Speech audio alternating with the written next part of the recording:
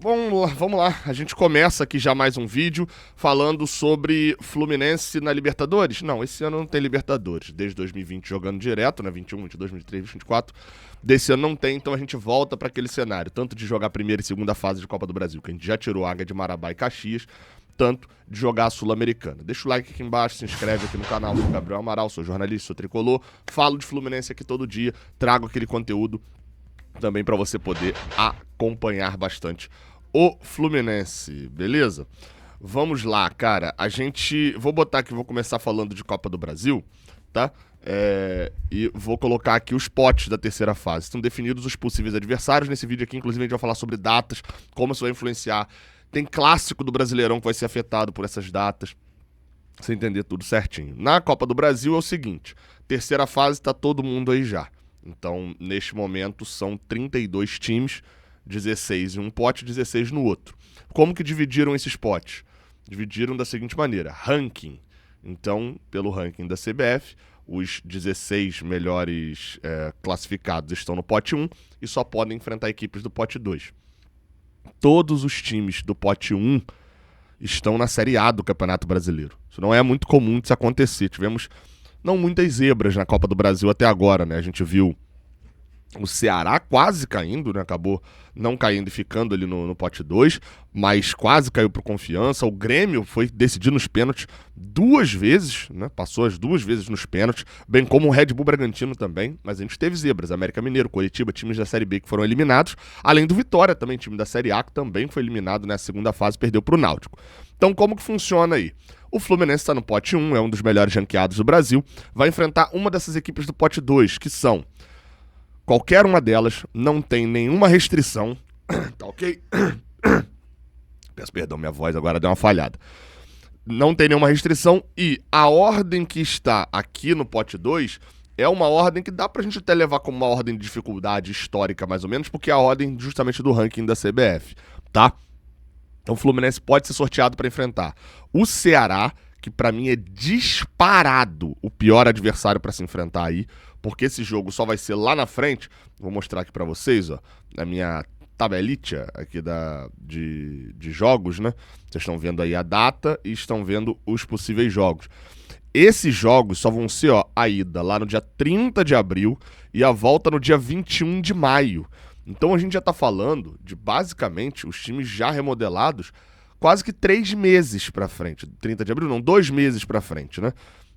A gente tá agora, hoje, no dia 14 de março, a gente tá falando de 45 dias até o jogo de ida e de mais de 60 até o jogo de volta. Então isso, obviamente, vai influenciar que times como o Ceará, que já vão estar jogando a Série A, já tem mais cancha, né? E, obviamente, é muito pior você enfrentar times assim. Então, o Ceará é disparado pior mesmo aí para se enfrentar. O mais difícil, né? É o melhor time e o mais difícil de se enfrentar.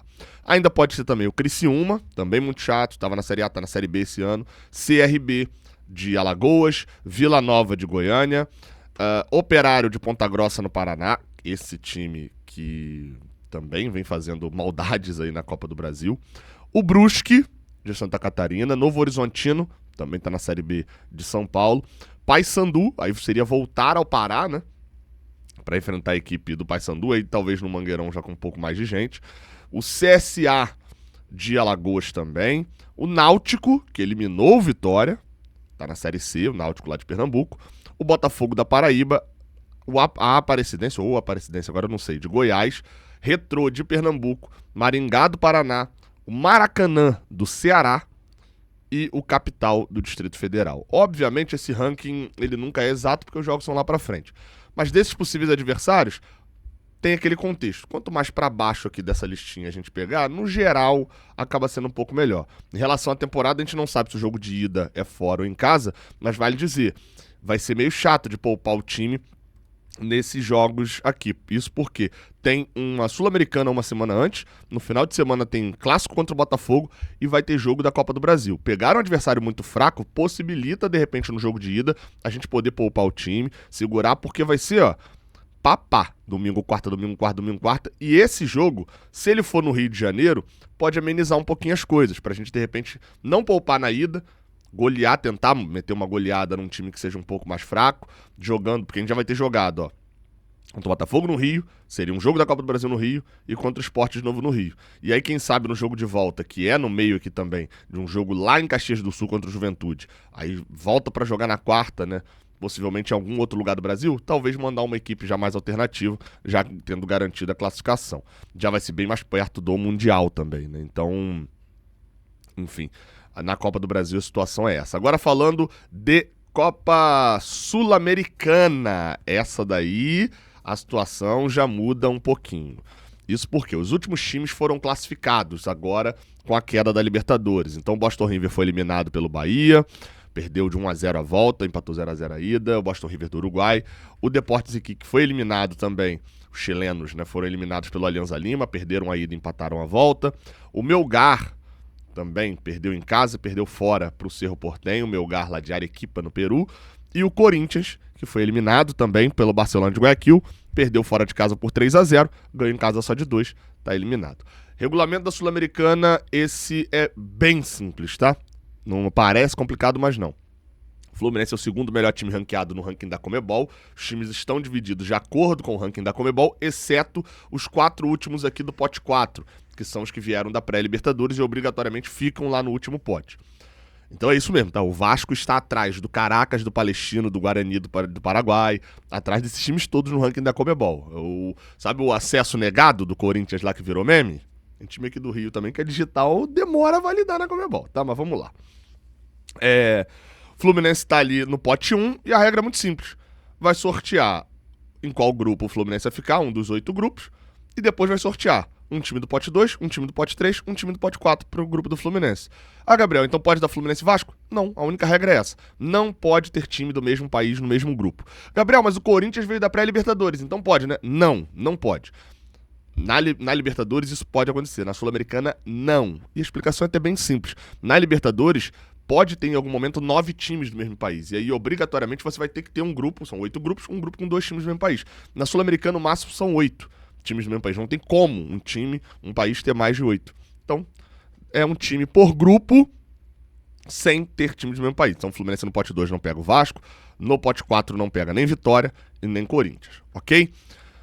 Desses daí eu tenho um vídeo explicando os principais adversários, já tenho um vídeo pronto aqui falando dos principais adversários, adversários mais frágeis, dos adversários que são frágeis, mas têm altitude, dos adversários que de repente estão fracos, mas tem torcida e tem camisa que dificultam a situação, adversários que parecem pequenos, mas que tem time bom nesse momento. Fiz um outro vídeo aqui já falando bastante e falo agora só mais sobre calendário.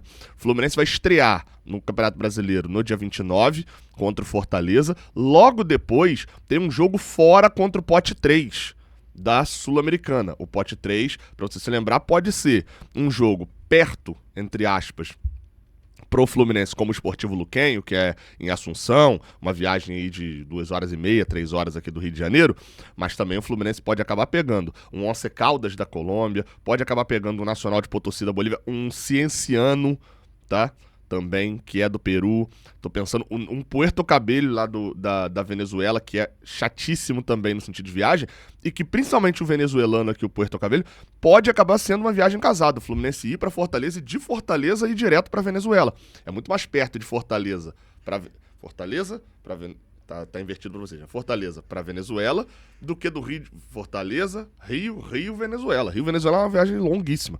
Então, essa estreia aí pode sofrer intercorrências desses jogos do Campeonato Brasileiro, tá? E é muito importante estrear vencendo fora de casa o pote 3, porque no regulamento da Sul-Americana, só o primeiro passa direto para as oitavas. O segundo tem que jogar um playoff que não está no calendário da CBF. Então, se o Fluminense tiver que jogar esse playoff, vai ter que adiar 2 jogos do Campeonato Brasileiro, que serão, eu tenho até anotado aqui, Fluminense, Cruzeiro e Fluminense Palmeiras, tá?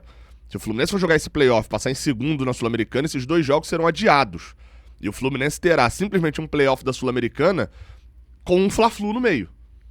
Então, é passar em primeiro. E para passar em primeiro tem que ganhar o pote 3 fora de casa. Depois joga contra um time do pote 4 em casa. No geral, tá? Qualquer um desses 6 times, Muxuque Runa do Equador, Atlético Grau do Peru, San José da Bolívia, Iquique do Chile, Boston River do Uruguai ou Melgar do Peru, o Fluminense tem obrigação de ganhar em casa. O pote 1 tem obrigação de ganhar o pote 4 em casa, isso não tem discussão, e goleando, tá? E aí depois sai pra jogar contra o pote 2, Pode ser um adversário mais complicado, como a Universidade Católica do Chile, que tem altitude de Quito. Pode ser um adversário que vai ter uma preocupação muito maior com torcida, como é o Huracan, por exemplo, também.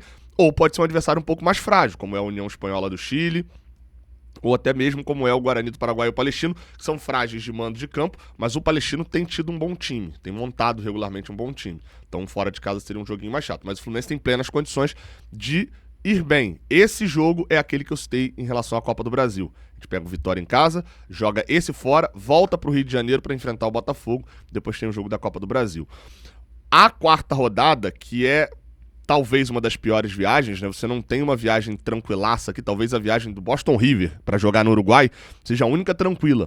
É o jogo fora contra o Pote 4. Jogo esse que tem uma possibilidade de ser grande, de ser altitude, né? O Chuquiruna tem altitude, o San José nem tão grande não, né? O San José tem altitude, o Melgar tem altitude, e a gente vai jogar esse jogo fora entre o jogo em casa contra o Sport e o jogo fora contra o Atlético Mineiro. Viagens normais. Sai do Rio, vai e volta e tem BH do lado. E pra fechar, o Fluminense joga 2 vezes em casa. Tá? O Fluminense joga em casa contra o Pote 2 e contra o Pote 3 pra matar o confronto, se Deus quiser, logo depois do clássico contra o Vasco. Por isso que é tão importante a gente matar a Copa do Brasil no primeiro jogo. Porque aí a gente consegue, de repente, colocar um time alternativo pra enfrentar o clássico contra o Vasco e a decisão do Pote 3 da Sul-Americana também com tranquilidade. Ou até matar a Sul-Americana antes, quem sabe também, né? Tudo explicado, tudo definido, é isso. Vamos acompanhar a Libertadores Sul-Americana aqui. Sul-Americana e Copa do Brasil, aqui no Raiz Tricolor. Já é? Tamo junto, vambora. Até a próxima, valeu.